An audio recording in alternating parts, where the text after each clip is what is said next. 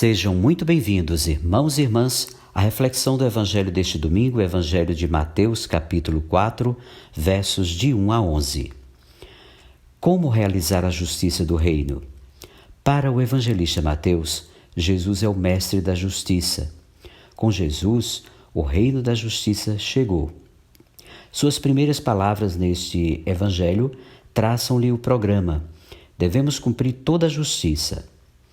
É tentando esclarecer essa pergunta que Mateus apresenta Jesus logo sendo tentado pelo mal. As tentações de Jesus acontecem no deserto, onde ele é conduzido pelo Espírito. O deserto lembra o tempo da gestação do projeto de Deus para o povo do Antigo Testamento. Foi lá que forjaram as duras penas um projeto de sociedade alternativa, onde o poder fosse partilhado, gerando a liberdade política e os bens repartidos, suscitando a vida ou a economia, sem traços nem sinais da opressão, perda da liberdade e exploração, perda dos bens vindas do Egito. Lembra ainda os 40 anos dos hebreus no deserto, com suas tentações de voltar ao Egito, mesmo que fosse para viver como escravos, desde que de barriga cheia. Jesus conhecia as tentações e descaminhos do seu povo. Por isso, propõe novos caminhos para realizar a justiça do reino. Quais são esses caminhos? Primeiro, a primeira tentação, realizar a justiça do reino mediante a abundância. O diabo é aquele que tem um projeto social capaz de perverter o projeto de Deus e de Jesus. Pode ser uma instituição, um projeto, um tipo de sociedade, um partido político, etc.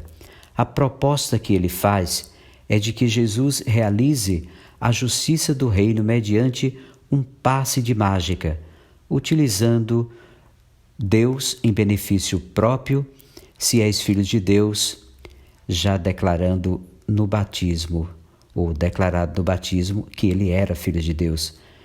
Manda que essas pedras se tornem pães. Ele quer um Deus que seja garantia de prosperidade, um Deus de palanque. Jesus recusa ser o Messias de abundância, porque o projeto de Deus vai além de promessas eleitoreiras. Não só de pão vive o homem, mas de toda a palavra que sai da boca de Deus, ou seja, os mandamentos, ferramenta para a criação da sociedade em que o pão é partilhado entre todos. Mais adiante, no propósito, ou seja, no episódio dos pães, Jesus mostrará que a justiça do reino se constrói mediante a partilha de tudo entre todos, da tentação de pensar só em si, ainda que válido, para pensar a fome em sentido amplo, da satisfação própria à solidariedade efetiva para com quem não tem como matar a fome. No segundo ponto, a segunda tentação, realizar a justiça do reino mediante o prestígio. O diabo tenta Jesus para que abuse do poder de Deus a fim de se livrar da morte.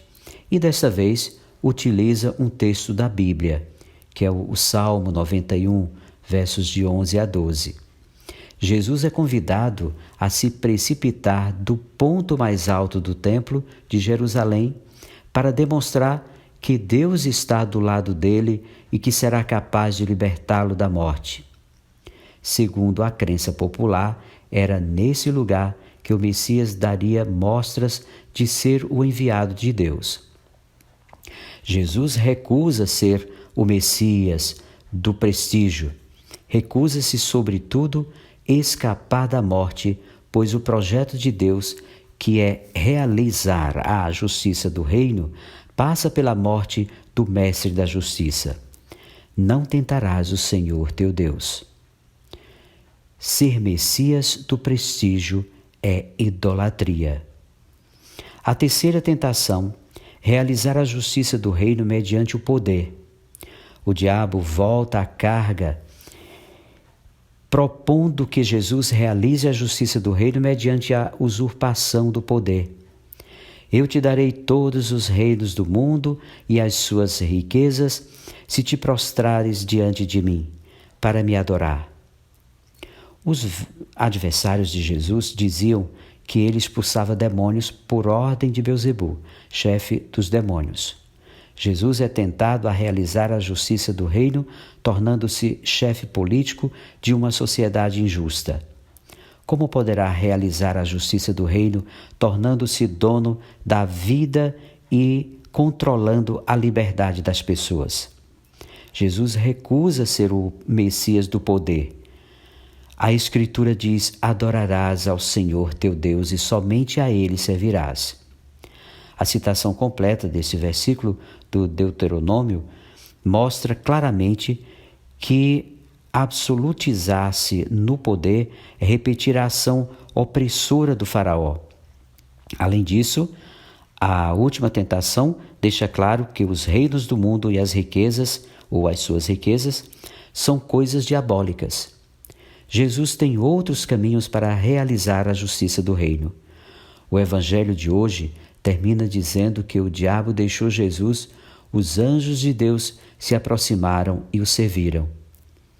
Vencidas as tentações da abundância, prestígio e poder, ele está pronto a proclamar e instaurar a justiça do reino através da partilha, do cumprimento da vontade de Deus e do serviço até a doação da vida.